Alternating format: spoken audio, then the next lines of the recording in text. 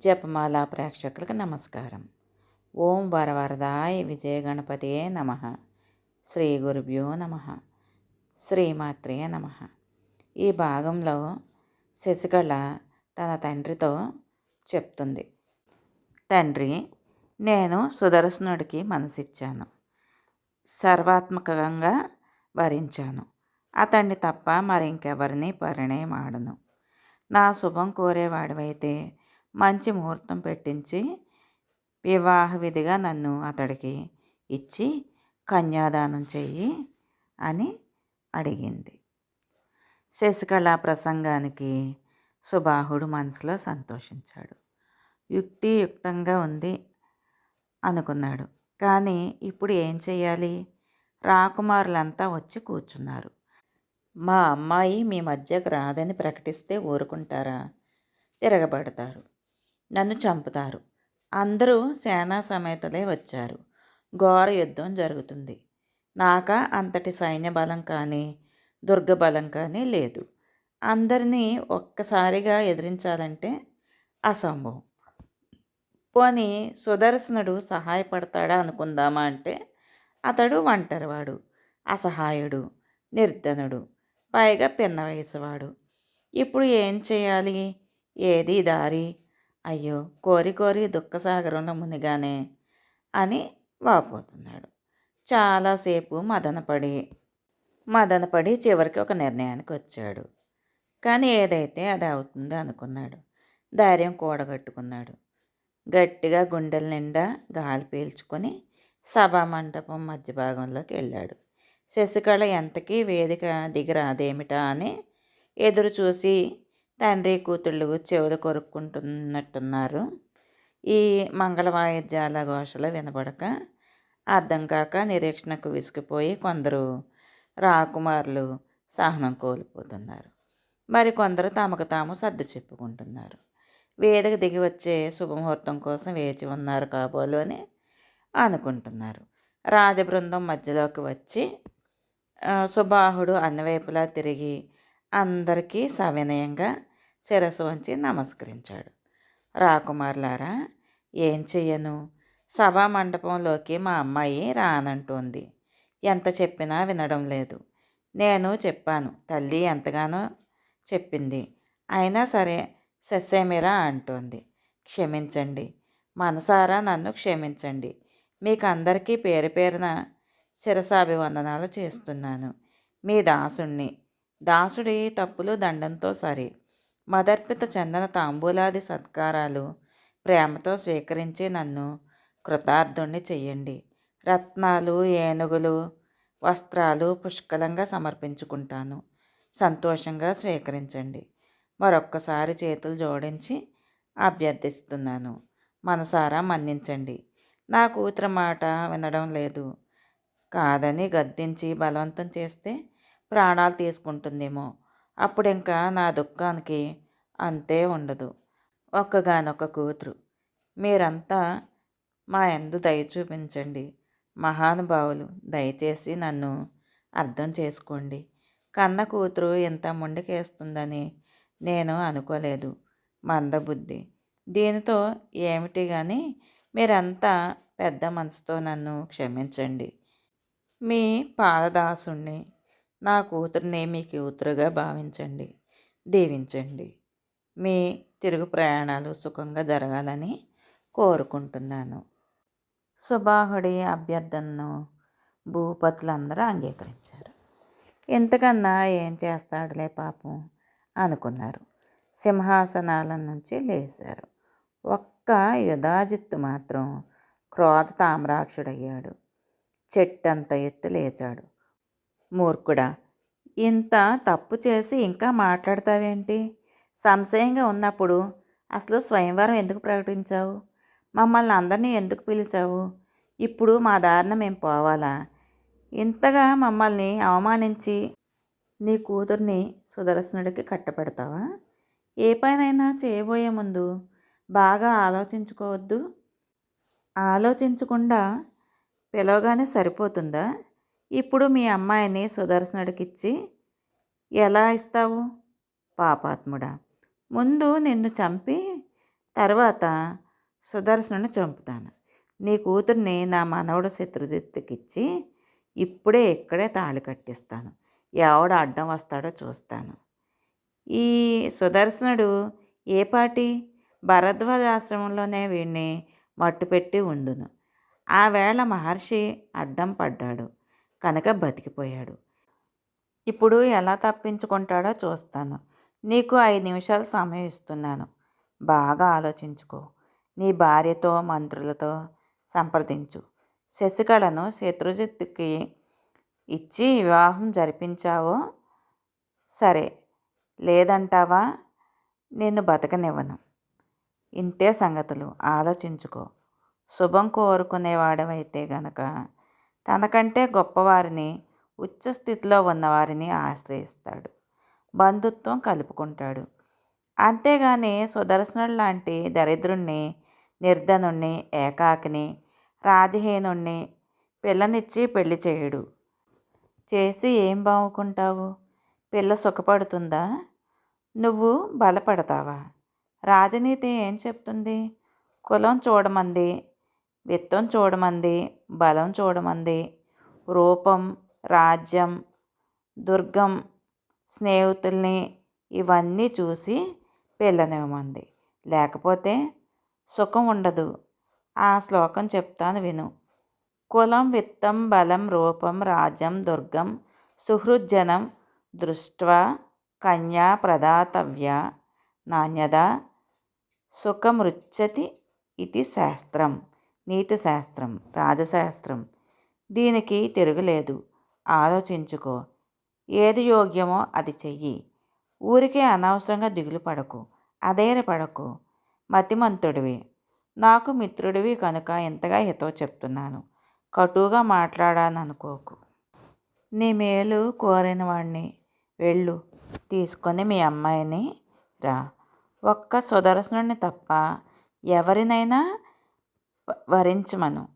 నాకు పేచీ లేదు, యుద్ధం లేదు. ఈ రాకుమారులంతా సామాన్యుల, కులీనులు, బలీయులు, అన్నింటా అందరికీ సమవుజ్జీలు. వారిని వరించడంలో వీరితో విరోధం ఎలా ఉంటుందో ఊహించుకో. మనకి విరోధం వద్దు. నేను చెప్పినట్టు చెయ్యి, లేదంటే శశికళను బలవంతంగా తీసుకుపోతాను అని అన్నాడు. యుధాజిత్తు హెచ్చరికకు సుబాహుడు చెమట్లు పట్టాయి. ఒకవైపు అవమానం, మరొక వైపు బెదిరింపు. ఒకవైపు పుత్రిక ప్రేమ, మరొక వైపు కింగ్ కర్తవ్యం. మానసికంగా నలిగిపోతున్నాడు. దేశ విదేశాల నుంచి వచ్చిన రాకుమారులు, రాజబంధువులు, తన ప్రజలు, ప్రేక్షకులు ఇందరి ఎదుట ఇదొక సన్నివేశం. గారాల కూతురు స్వయంవరం అల్లరి అయిపోతుంది. రేపు తల ఎత్తుకొని తిరిగేదెలాగా? రేపటి సంగతి తర్వాత చూద్దాం. ఇప్పుడు ఈ మరుక్షణంలో ఏం జరుగుతుందో, ఎవరు ఏ సాహసానికి ఒడిగడతారో, యుద్ధమే చెలరేగుతుందో, యుధాజిత్తు అన్నంత పని చేస్తాడేమో. సుబాహుడు బెంబేలు పడిపోయాడు. ఏమీ తోచడం లేదు. కాలు చెయ్యి ఆడడం లేదు. ఎవరిని సలహా అడగడానికి మనసొప్పడం లేదు. అయినా ఏమని అడుగుతాడు? ఎవరు మాత్రం ఏమని చెప్తారు? యుధాజిత్తు చివరికి 2 దారులు తెరిచి ఉంచాడు. సుదర్శనుని తప్ప ఎవరినో ఒకరిని వరించాలి, లేదంటే ఆహవమో అపహరణమో. మొదటి ఎత్తుగడతో రాజకుమారులంతా యుధాజిత్తు వైపు నిలిచారు. రెండవది ఏమవుతుందో, ఎటు దారి తీస్తుందో. అమ్మాయి చూస్తే సుదర్శనుని తప్ప మరెవరిని వివాహం ఆడనని ఖండితంగా చెప్పింది. లేదంటే ప్రాణాలు వదిలేస్తాను అంటుంది. బలవంతం చేసి ఇష్టం లేని పెళ్ళి ఎలా చేయను? దారి తెన్ను తోచక ఇక ఆలోచించలేకపోయాను. పొంగి వస్తున్న దుఃఖాన్ని నిలువరించుకుంటూ అంతఃపురానికి వెళ్ళిపోయాడు. భార్యను అభ్యర్థించాడు. యుద్ధం తప్పేటట్టు లేదు. నా ప్రాణాలకే ముప్పు వచ్చేట్టుంది. అమ్మాయిని ఒప్పించమన్నాడు. అంతా నీ చేతిలోనే ఉంది అన్నాడు. నీ దాసుణ్ణి గండం గట్టెక్కించు అన్నాడు. శశికళ మాతాపితృ సంవాదం. ఆమె కంగారు పడుతూ శశికళ దగ్గరికి వెళ్ళింది. పరిస్థితి వివరించింది. తండ్రి దీనావస్థను అర్థం చేసుకోమంది. నీకోసం యుద్ధం జరగడం మన కుటుంబానికి, మన దేశానికి క్షేమం కాదు అంది. దయచేసి సుదర్శనుణ్ణి మరిచిపో. మరొక రాజకుమారుని ఎవరైనా సరే వరించు, నీ ఇష్టం. కాదని నేను మొండికేసి సుదర్శనుణ్ణే వరిస్తే యుధాజిత్తు ఇప్పుడే ఇక్కడే అతన్ని సంహరిస్తాడు. అప్పుడైనా నువ్వు మరొకరిని వరించక తప్పదు. అంచేత అతన్ని వదిలే మరొకరిని వరించు. నా మాట విను. నీ సుఖము మా సుఖము కోరి చెప్తున్నాను. మా తాపత్రయమంతా నీ సుఖం కోసమే. ఒక్కగానొక్క కూతురివి.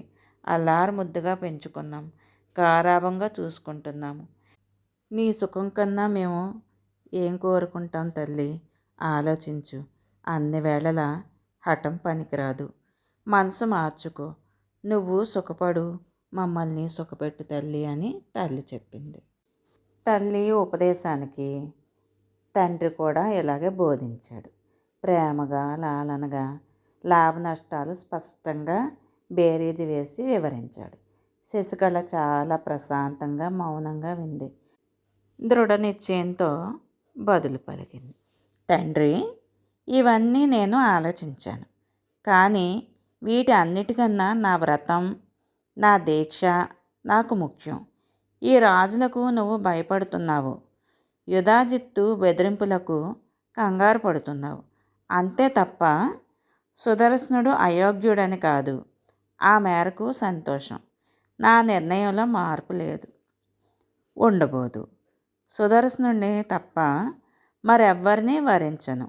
నీకు అంతగా భయమైతే సుదర్శనుడికి నన్ను సమర్పించి నగరం నుంచి బయటికి పంపించు, బహిష్కారం విధించు. అతడు నన్ను రథం మీద కూర్చోబెట్టుకొని నగరం నుంచి నిర్గమిస్తాడు. తర్వాత ఏం జరగాలో అది జరుగుతుంది. మీరేమీ చింతించకండి. మా అదృష్టం ఎలాగూ ఉంటే అలాగే అవుతుంది అని తండ్రితో ఉంది. అమ్మా, నీ పట్టుదల నీదేనా? మా మాట వినవా? కన్న తల్లిదండ్రులం ఇంతగా బతిమాలుతుంటే ఏంటమ్మా ఈ మొండిపట్టు? మరొక్కసారి జాగ్రత్తగా ఆలోచించు. సాహసం అన్ని వేళలా పనికిరాదు. ఒకేసారి పరువులతో విరోధం పెట్టుకోవద్దు. యుద్ధానికి దిగడం ఎంతటి వాడికైనా క్షేమం కాదు. అదీ కాక సుదర్శనుడి చేతిలో పెట్టి నీ మానాన నిన్ను ఎలా వదిలిపెట్టను? వివాహం చేయొద్దు. కన్న తల్లిదండ్రులు ఎవరైనా అలా వదిలిపెట్టగలరా? ఇంతమంది ఒక్కసారిగా చుట్టుముడితే మీరు ఏమైపోతారు? ఆలోచించావా? చిన్నపిల్లవు. సాహసం తప్ప మరింకేమీ కనిపించడం లేదు. పోనీలే, మరొక పని చేద్దాం. మధ్య మార్గం చెప్తున్నాను. కనీసం దీనికైనా అంగీకరించు. దీన్ని పణ స్వయంవరంగా ప్రకటిస్తాను. అలనాడు సీతామహాసాధ్వికి జనకుడు ప్రకటించినట్టుగా శివధనుస్సును ఎక్కుపెట్టి రాముడు వరించినట్టుగా నిన్ను సుదర్శనుడు వరించని. అతడు అశక్తుడైతే మరొకడు గెలుచుకొని అప్పుడు ఎవరికి ఏ వివాదం ఉండదు. అందరూ అంగీకరిస్తారు. నీ వివాహం సుఖంగా జరిపిస్తాను. ఇందులో అధర్మం ఏమీ లేదు, అన్యాయం అంతకన్నా లేదు. కనీసం దేనికైనా ఒప్పుకో తల్లి. తండ్రి, వినడానికి నీ ఆలోచన బాగానే ఉంది. కానీ సందేహాలకు, సంశయాలకు నేను తావివ్వను. సుదర్శనుడు నా మనసులో స్థిరపడ్డాడు. మరొకడిని వరించను. అసంభవం. అది మహాపాపం. పాపం పుణ్యంకి కారణం మనసే కదా. కార్యరూపంగా ఆచరణలోకి వచ్చినా రాకపోయినా పుణ్యం, పాపచింతన మనసులో రేకెత్తితే చాలు, వాటి ఫలితం వాటికి ఉంటుంది. నువ్విప్పుడు స్వయంవరం ప్రకటిస్తే ఈ రాకుమారులందరికీ నేను వశమైనట్టే కదా. ఒక్కడే గెలిస్తే సరే, ఇద్దరో ముగ్గురో గెలిచారనుకుందాం. అప్పుడేమవుతుంది? మరొక కొత్త వివాదం చెలరేగదా? అదీ కాక సంశయాస్పదమైన పనులు నాకు ఇష్టం ఉండదు. నువ్వు ఇంకేమీ ఆలోచించకు, దిగులు పడకు. నన్ను సుదర్శనుడికి సమర్పించు, వివాహం జరిపించు. మిగతా సంగతులు చండికాదేవి చూసుకుంటుంది. ఆ జగన్మాత నామధేయాన్ని ఉచ్చరిస్తే చాలు, దుఃఖ సముద్రాలు ఇంకిపోతాయి. పరాశక్తిని స్మరించుకుని ధైర్యం తెచ్చుకో. నా అభ్యర్థన నెరవేర్చు. ఇందాకట్లాగా రాజులందరికీ నమస్కరించి స్వయంవరం రేపటికి వాయిదా వేస్తున్నాను అని ప్రకటించు. అందరినీ విడుదలకు పంపించేయి. ఈ రాత్రికి వేదమంత్రాలతో క్లుప్తంగా మా వివాహం జరిపించు. నువ్వు ఇవ్వగలిగింది ఇచ్చి పంపించు. ద్రోసంది కుమారుడు నా సుదర్శనుడు నన్ను తీసుకువెడతాడు. ఒకవేళ నువ్వు శంకిస్తున్నట్టు వాడు బెదిరిస్తున్నట్టు యుద్ధమే జరిగితే అమ్మవారు మనకు సహాయం చేస్తుంది. సుదర్శనుడు నీ పక్షాన నిలబడి యుద్ధం చేస్తాడు. ఆ యుద్ధంలో జరగకూడనిది జరిగితే నేను నిశ్చింతగా ప్రాణాలు వదిలేస్తాను. మరేమీ బెంగలేదు. నన్ను సుదర్శనుడికి ఇచ్చి నువ్వు సేనా సమేతుడివై రాజధానిలోకి నిలిచిపో. నేను ఒక్కత్తెన అతనితో వెడతాను. యుద్ధమేమైనా జరిగితే అతడే చూసుకుంటాడు. నీకు నీ రాజధానికి హాని ఉండదు. ఈ మాటల్లో వినిపించిన ఆత్మవిశ్వాసం సుబాహుడిలోనూ కొంత ధైర్యం కలిగించింది. విశ్వాసం ఏర్పడింది. కూతురు చెప్పినట్టే చేయడానికి నిశ్చయించుకున్నాడు. త్వరగా స్వయంవరం సభా మండపానికి చేరుకున్నాడు. అందరికీ సవినయంగా నమస్కరించాడు. గుసగుసలు కోలాహలాలు సద్దుమణిగాయి. గొంతు సవరించుకున్నాడు. రాకుమారులారా, మీరంతా మా ఆతిథ్యాన్ని మరొక పూట అదనంగా స్వీకరించి నన్ను ధన్యుణ్ణి చెయ్యండి. స్వయంవరాన్ని రేపటికి వాయిదా వేస్తున్నాను. ప్రస్తుతం విడుదలలో మీకోసం రకరకాల విందులు ఎదురు చూస్తున్నాయి. వాటిని రవ్వంత రుచి చూడండి. రేపు సరిగ్గా ఇదే సమయానికి ఇక్కడే సమావేశం అవుదాం. ఇచ్చా స్వయంవరమా పణ స్వయంవరమా అనేది కూడా ఆలోచించి రేపు ప్రకటిస్తాను. ఈవేళ మా అమ్మాయి మంటపంలోకి రానంటోంది. బహుశా రేపటికి ఒప్పించగలను. ఆ నమ్మకంతోనే వాయిదా వేస్తున్నాను. కొట్టి తిట్టి పిల్లల్ని ఒప్పించలేం కదా. అలా చేయడం ఏమంత మంచిది కాదని కూడా నా అభిప్రాయం. అందుకే సమగ్రంగా చర్చించి మా అమ్మాయిని ఒప్పించి ఇక్కడికి తీసుకువస్తాను. ఇక సెలవు అన్నాడు. సుబాహుడి ప్రకటనకు రాజకుమారులందరూ కూడా నిజమని నమ్మారు. విడుదలకు వెళ్ళిపోయారు. ఎవరి రక్షణను వారు ఏర్పాటు చేసుకొని విందులు విలాసాలతో మునిగిపోయారు. శశికళ సుదర్శనుల వివాహం. విశ్వాసపాత్రులైన వేద పండితులను రావించి ఆ రాత్రి శశికళ సుదర్శనులకు వివాహం గుట్టుగా గృహంలో జరిపించేశాడు. నూతన వస్త్రద్వయం, కుండలద్వయం, 200 మదపుటేనుగులు, మంచి గుర్రాలను పూంచి 200 రథాలు, 200 ధనుసులు, బాణాలుతో నిండిన తూణీరాలు, 2 గోవులు పారిబరంగా బహుకరించాడు. కోడలను చూసి మనోరమ చాలా ఆనందించింది. మనసుకి శాంతి కలిగింది. ఒక నిధి దొరికినంత సంబరపడింది. సుబాహుడి భార్య సాలంకృతాలైన దాసీజనాన్ని 1000 మందిని కూతురికి బహుమతిగా ఇచ్చి పంపించింది. 100 ఆడ ఏనుగులు ఇచ్చింది. రత్నాభరణాలను, దివ్య వస్త్రాలను లెక్కలేదు. సింధు దేశోద్భవాలైన ఉత్తమ జాతి అశ్వాలను 2000 బహుకరించింది. పప్పులు, వంట పాత్రలు నిండిన 200 శకటాలను సమర్పించింది. మిగతా బహుమతులను మోసుకు వెళ్ళడానికి 300 ఒంటెలను క్రమేళకము సిద్ధపరిచారు. అంతా అయ్యాక సుబాహుడు మనోరమాదేవికి కొంచెం దగ్గరగా వెళ్ళి వినయంగా నమస్కరించాడు. ఉత్తమ క్షత్రియ కులజాత, నేను నీ దాసుణ్ణి.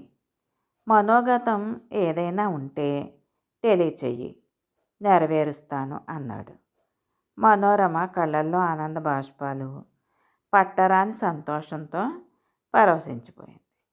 ఒకవైపు ఆనందం, మరోవైపు కృతజ్ఞత, అభినందన పురస్సరంగా పలికింది. మహారాజా, నీకు నీ వంశానికి శుభమగుగాక. సకల సమృద్ధులు సమకూరుగాక. మా అబ్బాయికి మీ కన్యారత్నాన్ని ఇచ్చారు. చాలు, ఇంతకు మించిన సన్మానం నాకు మరొకటి ఉండదు. ఆనందాన్ని ప్రకటించడానికి నిజంగా మాటలు అందడం లేదు. నేను వంది పుత్రికను కాను, మాగధ పుత్రికను కానయే. అయినా నా వాళ్ళను నేను పొగడుకోవడం ఏంటి? మీ సంబంధం వల్ల ఈవేళ మా అబ్బాయి సుమేరు సదృశుడయ్యాడు. రాజహీనుడికి ఉత్తమ కన్యను ఇచ్చారంటే మీ చరిత్ర, మీ పవిత్రత ఎంతటిదో అర్థం చేసుకోగలుగుతున్నాను. ఆనందంగా ఉంది, ఆశ్చర్యంగానూ ఉంది. తండ్రిని కోల్పోయి, రాజ్యం కోల్పోయి నిర్ధనుడే కందమూల ఫలాలు తింటూ అరణ్యవాసం చేస్తున్న ఒంటరివాడికి ఇంతమంది రాకుమారులను కాదని కన్యనిచ్చారంటే ఇది సామాన్యమైన విషయం కాదు. సమస్తాయిని చూసుకుంటారేమో కానీ ఇలాగా గుణవతి, రూపవతి అయిన కన్యను ఎవ్వరూ మా అబ్బాయి లాంటి వాడికి ఇవ్వరు. మీ సౌజన్యానికి చేతులు జోడించి నమస్కరిస్తున్నాను, కృతజ్ఞత ప్రకటిస్తున్నాను. పైగా ఇంతమంది బలవంతులైన భూపతులతో వైరానికి సిద్ధపడి ఈ పని చేశారంటే మీ ధైర్యాన్ని అభినందిస్తున్నాను. మనోరమ మాటలకి సుబాహుడు ఎంతో సంతృప్తి చెందాడు. మళ్ళీ నమస్కరించాడు. సవినయంగా ఒక ప్రతిపాదన చేశాడు.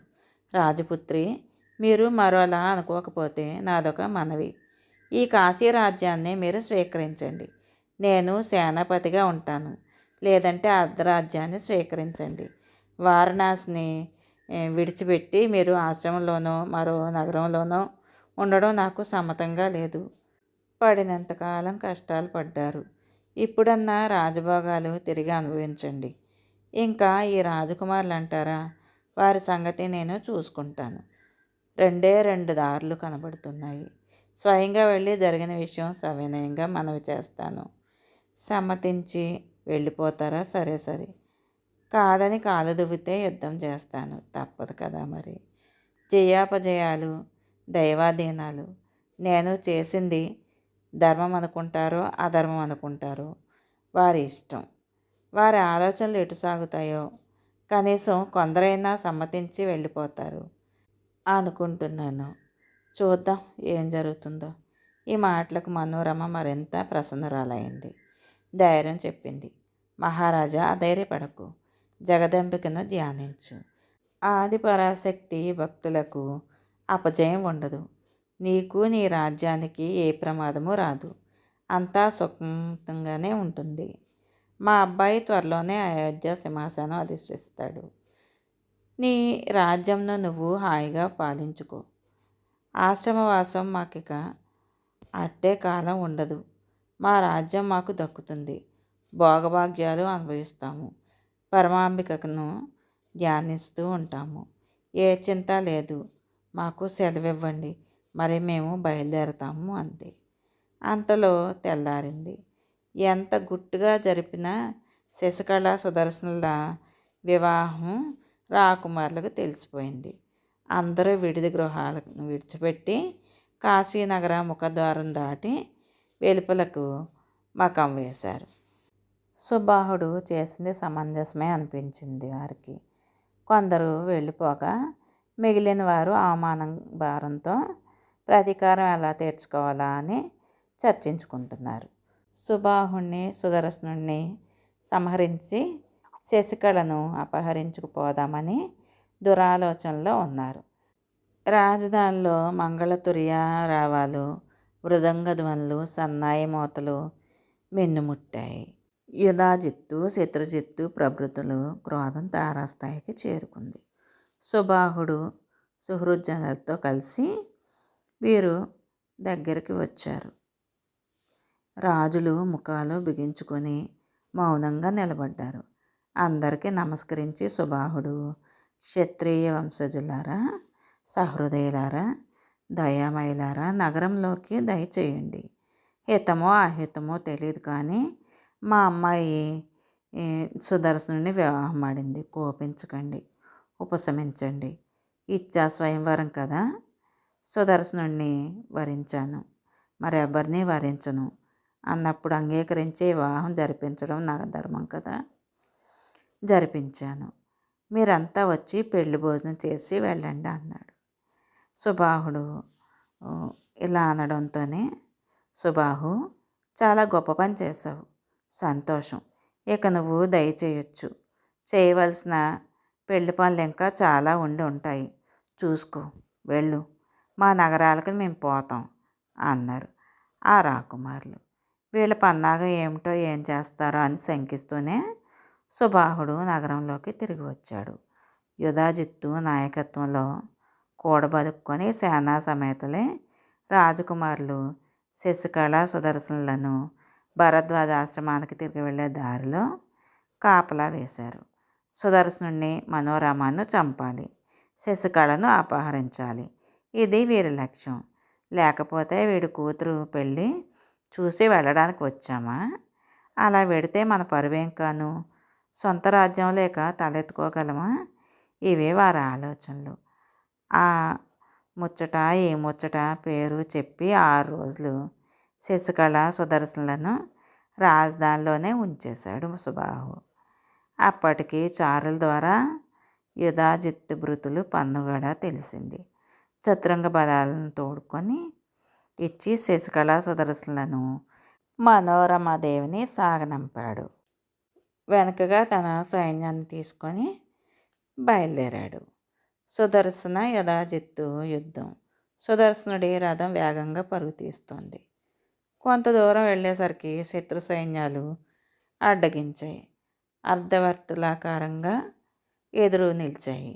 శత్రుజిత్తు ముందుగా సోదరుడిపైకి బాణాలు వేశాడు. సుదర్శనుడు వాటిని మధ్యలోనే ముక్కలు చేశాడు. యుధాజిత్తు విజృంభించాడు. ధనుర్బాణాలను పుంకాలుగా బాణాలు కురిపిస్తున్నాడు. సుదర్శనుడు తగిన రీతిలో సమబుద్ధిగా సమాధానం చెప్తున్నాడు. ఇంతలోకి కాశీ నరేశ్వరుడు సుబాహుడు వచ్చి చేరుకున్నాడు. యుద్ధానికి దిగబోయాడు. సుదర్శనుడు వారించి ప్రధానంగా యుద్ధం శత్రుజిత్తు యుధాజిత్తులకు సుదర్శనుడికి జరుగుతుంది. మిగతా వారందరూ ప్రేక్షక పాత్ర వహించారు. సంగ్రామం తీవ్రస్థాయిని చేరుకుంది. దారుణంగా జరుగుతోంది. హఠాత్తుగా దేవి ప్రత్యక్షమైంది. అల్లంత ఎత్తున ఆకాశంలో అందరికీ కనిపించింది. సింహవాహన సమారూఢ వరాభూషణ భూషిత నానా దివ్యాయుధర దివ్యాంబర పరిధాన మందార సుమమాలిక విరాజమాన రాజులంతా ఆశ్చర్యచకితులయ్యారు. సైనికులు నిశ్చేష్టులయ్యారు. ఎవరు ఈ సింహవాహన? కన్నది కాదు, విన్నది కాదు, ఏమిటి ఈ వింత అనుకున్నారు. శశికళ సుదర్శనలు మనోరమాదేవికి భక్తి ప్రపత్తులతో నమస్కరించారు. జగన్మాత అనుగ్రహించింది, ప్రత్యక్షమైంది. చూడమని సుబాహుడితో నమస్కరింపజేశారు. మహారాజా, నేను నిర్భయుణ్ణి, ఇప్పుడు ఇంకా నిర్భయుణ్ణి. జగదంబిక దివ్య దర్శనం లభించింది అంటూ సుదర్శనుడు మరోసారి ఆదిపరాశక్తిని శిరస్సు వంచి నమస్కరించాడు. కామరాజ మహాబీజాక్షరాన్ని జపించాడు. అమ్మవారి సింహం ఒక్కసారి గర్జించింది. శత్రు సైన్యంలో ఏనుగులు గుర్రాలు కకావికలాలైపోయినాయి. పరుగులు తీశాయి. ఒక్కసారిగా ఝంఝామారుతం వీచి శత్రు సైనికుల్ని కళ్ళల్లో దుమ్ము కొట్టింది. మిగతాది వచ్చే భాగంలో విందాము. శ్రీమాత్రే నమః.